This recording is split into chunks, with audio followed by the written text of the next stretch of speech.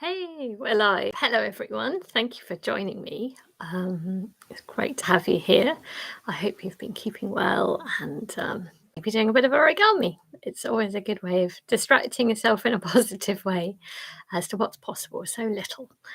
So this week I'm bringing along some lovely, lucky puffy stars. And actually, I was reminded of these lovely stars recently by someone who has been really getting an awful lot from origami, which is fantastic, and showed lots of these gorgeous little puffy stars. And it reminded me because actually, long ago, it's almost 10 years now, I've been doing origami. I was actually taught by someone who was a patient in the hospital that I work, UCH, and all of these films are dedicated to my colleagues and patients there.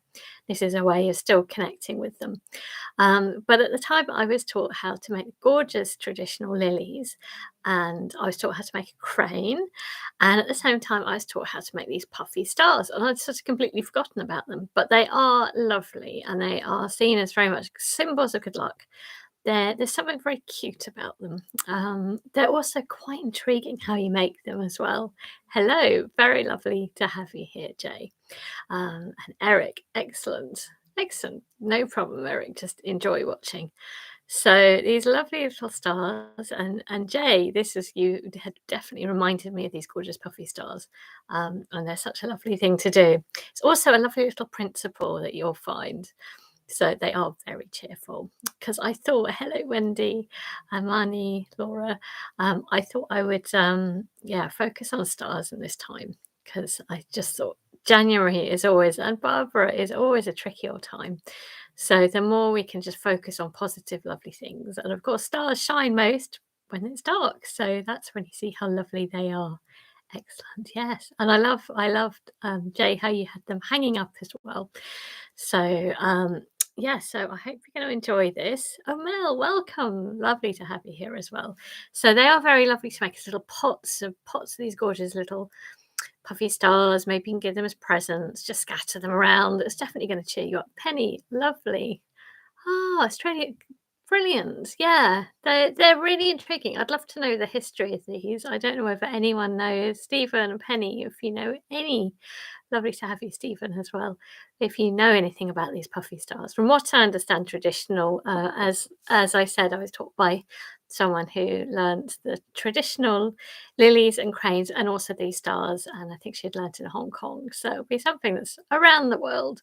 And it's a lovely little principle. And actually, I was sharing this on social media, and someone described that they'd realised how you get these pentagons, but never quite realised that you could make them into stars as well. So it's a very simple principle. It sort of guides itself. So for this week, what you need is paper, maybe starting something like A4. So actually not origami paper. Oh, brilliant. Have they? Fantastic. So they've been making them. Oh, that's fantastic. Star boxes with stars in it. It just makes you feel happy, doesn't it? Um, yeah, so paper. If you can get yourself a pencil and a ruler and a pair of scissors. Yes. Oh, that's a very good idea, Eric. Oh, lovely, lovely, lovely idea. Hello, Katie. Welcome to you. That's a really nice idea. So you could write little messages, maybe little wishes in there. Why not? Or things that might motivate you and feel positive. Oh, yes. Wow, Barbara, that's incredible. I'm so touched. I'm absolutely thrilled to hear that. Really? Wow. So you're in California and you've been inspired by me here in Oxford. How incredible. Brilliant. Yes. So, oh yeah, I do like that idea of writing in them.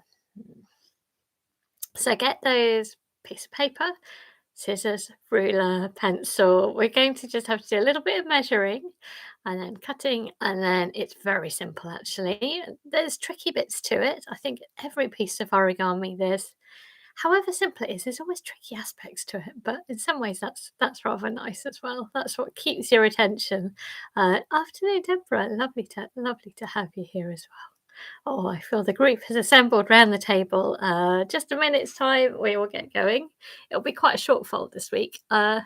Next week, I'm going to be ambitious, very ambitious. It made my head hurt, but I attempted to. We'll see how it goes. To show you how to do a throwable star next week. A little sneaky preview. So it's kind of like weaving I thought I could do it to the screen, and I found my brain started to get a little bit of a twist doing that, but it's such a lovely thing to do, so I will attempt to show you that one, and see how it goes. I think I included a link to other things that, yeah, that can also teach it to you if I'm not clear enough, because it's definitely difficult when you're demonstrating to a screen. As soon as it gets harder, then it does get harder for me too. Yes. So that'll be next week. That'll be fun. So this is a nice simple one. So this is, but as I said, it does have the tricky edge to it as well. Right. So I'm gonna grab my board. Yay, next week. Yes. And also with strips of paper. I thought it was a nice link that we're using strips. Yeah, Marnie, Laura, have you made them before? It taken me a long time to pluck up the courage, and it was this Christmas. I thought, I'm gonna have a go at this. And I've got really quite inspired. You can also make amazing. I found that you could plug them together. I'll show you next week and make a lovely shape too. So there's something just about the pointiness I just find irresistible. But it's lovely to think, actually, in this case, that it's from another part of the world, from Germany or maybe Denmark. So that this kind of weaving and folding has been found elsewhere. So it's not just from Japan. Of course, modern origami is all over the world. Right, I'm going to grab a board. Excellent, money. Yes. Well, it's sort of, I don't know. It's something a bit different. It's, as I said, it's more like weaving, but oh, it's absolutely beautiful. And then I have managed to tuck things together to make other shapes. So really intriguing, Eric. And I was really intrigued to read just a little bit about him as well. And probably after that, we'll do some throwable squares the following week. So I'm getting very excited about all sorts of things. Somehow the inspiration keeps flowing. Yeah. Well, Jay, if you've made lots of stars, in a way, when you're making a lot, that is modular in a sort of way. I know they're not plugging together, but I think you might enjoy things like that. Who knows? What, you can't tell until you give it a go, can you? So I just happen to have a little strip here. So in terms of what to measure, I would recommend the length either of A4 or better. And for me, I've been finding the best width is 1.5 centimeters. So I found narrower, they didn't work quite so well. Wider, I think it gets a little bit trickier too. You probably need longer paper. So for me, I found 1.5 centimeters. I'm going to do a couple actually while I'm here. So get that ruler. This reminds me how much I enjoy normally not using a ruler and scissors. You can just make a square, don't measure anything. Don't have to use a ruler, don't have to use scissors. But for this one, I'm afraid you do. And we'll be making strips again next week for throwable stars. Who would have thought? Here we go. So I hope you're able to go and find yourself paper. Roll out that 1.5 centimeters. Well, that's a good idea, Eric. Yeah, we might find a strip that you can draw on. That's a good point.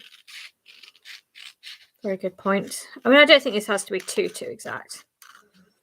Variable star, maybe you do have to make sure your strips are all matching.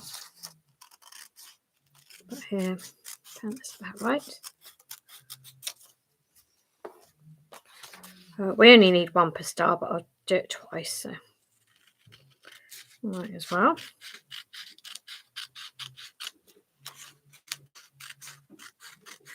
Quite a nice sound and noise from just cutting. Again, you have to concentrate, don't you? And I think we can enjoy the concentration that you give. Lovely. Modular horse? Blimey, that sounds hard. Oh, brave. Yes, exactly. So here we go. So we've got a strip here. Have you got a strip? I'll wait till you're happy. Camels are nice. They aren't. Not sure they could completely call them nice. They are amazing. I like how camels will let you know if they're not happy. Yeah, well, learning anything new is about being kind to yourself and trying to be patient. It's not about the end products, it's about the process. So enjoying that. That's what I was thinking anyway. So I've got a strip of paper here. We're going to tie a very simple knot. Very simple knot. So we're going to take the two ends and cross them over. I think this looks a bit like a kind of a necktie or something. So we've made our little collar there. And the shorter one here for me is underneath. I want you to pull that little loose bit up and pop it through the hole. You're basically doing a very simple knot, she says. Am I doing a simple knot? Yes, I'm doing a simple knot. Suddenly feeling a bit weird. Sorry. I'm going to do that again. Again, it may be because I'm trying to do something in the camera. Maybe I should look down again. Sorry. I find things like knots and weaving, I find I clearly cannot do into the camera. So I'm going to look down at my hands now. So I am crossing this over, short end over the top. And then I'm tucking that short end up through the hole. That's it. I was confusing myself by looking in the screen. So what you've got is a knot. And what I want you to do is gently tighten that knot, but not so that you're curving the paper. You're just trying to gently get a bit of tension there. So you can see a nice little pentagon is forming. The end sticking out, not super long, not super short, I guess. Yeah, it is. It's about the doing. And that's, if you're just doing it for the end product, honestly, you might as well just buy something or whatever, or it's really not the point. It's about enjoying what you're doing and seeing that as the thing to enjoy and savour and go slowly. I always think that's a good thing for learning anything. So I sort of tighten that knot. Has that worked for you? Yeah, sorry about that. I find any knot things I clearly cannot do into a screen. It's a little bit different. So I've got a little bit sticking out here. I want you to bring it up, following the edge. Can you see? We've actually got a pentagon here. So I'm going to push this up, and I want to get rid of this loose end.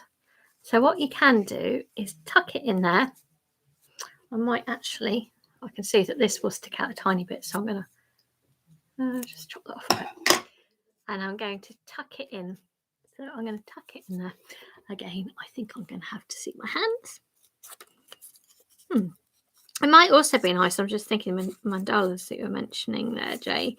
And maybe you could take lovely drawings that you've done, cut them up if you wanted to get rid of them. In a way, make lots of stars. It'd be interesting to see a picture converted into a series of stars, wouldn't it? So next, it's just rather mesmerising, but you've got this loose end, and what you can do is push it over. You can now see it's a pentagon. And as I pushed it over, can you see the paper's come out to another side? And it just naturally falls to an edge. So it's fallen there. And I'm going to then tuck it over there. And as I've tucked it over, can you see it's come all the way up here? It's sticking out this side. And again, I'm just going to push that over. And it's come all the way down here. So it just naturally weaves its way around each of these sides. And that's what you're doing. I'll do one more again after this. Again, pushing over the edge, keeping it kind of nice and tight. Again, and again. And then you've got one final bit. I'll see. That's probably quite good. And the tricky bit is trying to tuck the last little bit into the little pockets that you have and trying to do that so it's quite nice and tight. So these are the bits that take the concentration. As I said, it's kind of simple, but there's always a tricky element, and I think that's what's rather fun. So I managed to tuck it in. I never quite know what length that final little bit will be, but can you see I've got a fairly neat, hopefully a fairly tight pentagon. How's it gone for you? Oh, nice. Yeah, so it does need to be quite long, doesn't it? Maybe tougher paper. People are saying it's better with sort of slightly tougher paper. Great. So how to make it into a star if you haven't done this before. This was new. Well, as I said, I was taught this a very long time ago, but I never sort of practiced it. I sort of thought in my head it'd be really difficult, and it's not. It's fine. So I'd get one side which is nicely folded over. And what you're going to do is have a go at just gently pushing it in. I would keep your fingers nearby so it doesn't sort of snap in half or anything. But you should be able to push it in. Really concentrating in the middle, squashing it in, actually not squeezing too much at the sides. It needs to puff out. Again, easier said than done. But I am going to give it a go. It's not the easiest thing to do. But once it starts going, I've tended to sort of use my nail to get started on this. I don't know whether you have, Jay, any suggestions on getting this going. Once you get going on one side, it tends to help the next, actually. It starts to give it more strength. So I am trying to push on each side. Yeah. And that's what you're trying to do on each side.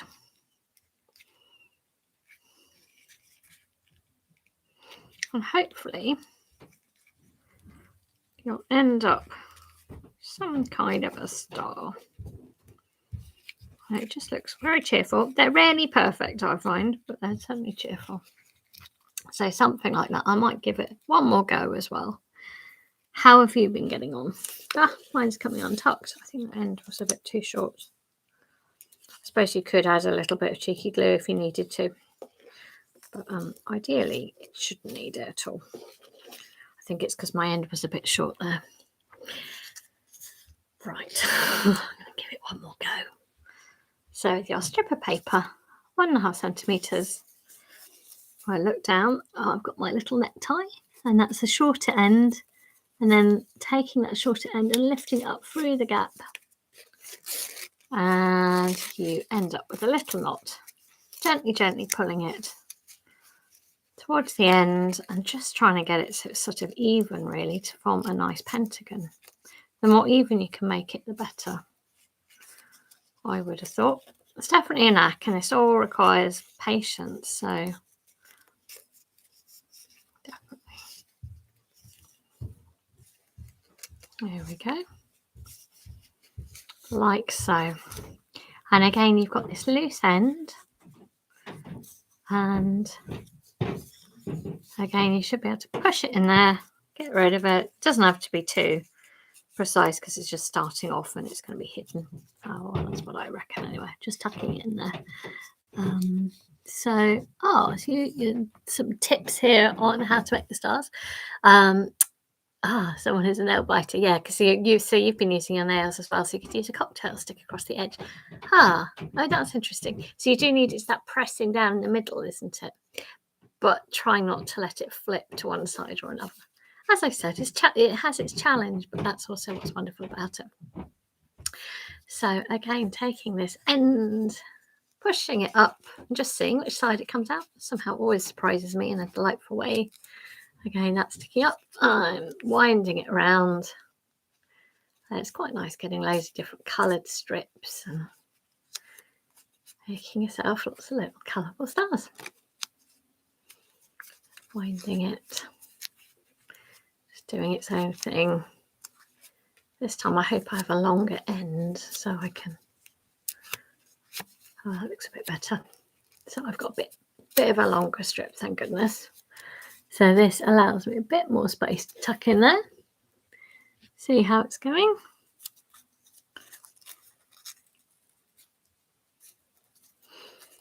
Again, curving it round. You just find your own ways of doing things, don't you?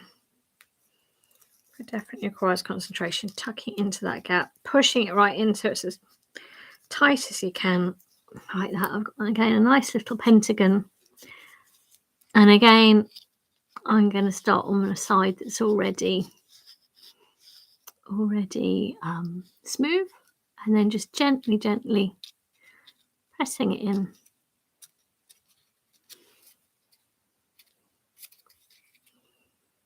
Again, it's concentration. There we go. That worked quite well. As you're pushing in, you're of course forming the arms of the star. That's it. And then the next one. Oh, brilliant. Oh, interesting. That's interesting to hear, Stephen. Do any of you know about the history of this little puffy star? I know some of you have been doing origami for a long time. I have not done it that long, really. For 10 years might sound a long time. I don't think so on the scale of origami. I certainly feel like I'm learning all the time. Yeah. There we go. I'm pushing it. Oh, that worked much better. And again, it's just giving yourself that chance, and you'll find with time you learn. Maybe I've learned something there. I think I learned not to try to do it in the camera, and that's probably the best thing to do. Like so, we almost lost a fallen star. We don't want that. Yeah, good for you, Eric. I rather admire that you're not on social media. Yeah. There we go. I hope it's worked for you. And how can it make you feel anything other than a little bit positive? Making little stars, having a little jar of them, and enjoy how it makes you feel most of all. So, I can add another strip. Oh, interesting. It'd be interesting to do them even bigger, wouldn't it? But maybe you need very tough paper to do that. I did find as soon as I tried to increase the width from 1.5 centimetres that it just wasn't strong enough. So I guess you'd need either thicker paper or longer paper. So it's just a question of seeing what works. So next week, get ready to have your mind exercised. Oh, you're welcome, Mel. It is quite a nice, satisfying one. And I hope you can continue with that. Some people have made them as nice little decorations you can hang up, or you could do many things with them, but they're definitely cheery. Next week, we're going to have a go at doing this. Oh, I'm going to have to be well rested before I can do this. Again, I'm not sure I can do it into the screen. I'll have to look down and think at my hands. I know you see it then at a bit of an angle, but these are great things. I'll show you actually just one side, and I'll show you actually how I've managed to kind of lace in the ends to each other and make a really lovely shape. So you're very welcome, and I look forward to more folding or weaving really next week and seeing where that takes us. Look after yourselves, everyone. That's what I thought. As soon as it gets wider, it doesn't work as well. It's about what works, isn't it? It's about the materials. And that's the joy of it. You're welcome, Katie. If you happen to be on social media, on Twitter, it's always lovely to see what you've made. If you happen to be on Facebook, then join the Fold Origami to Beat Boredom. That's absolutely fine not to as well. So, yeah, good for you, Eric. Take care, everyone. Have a good week. I hope you stay well and keep looking after yourselves. Happy folding. Thank you. You're welcome, everybody.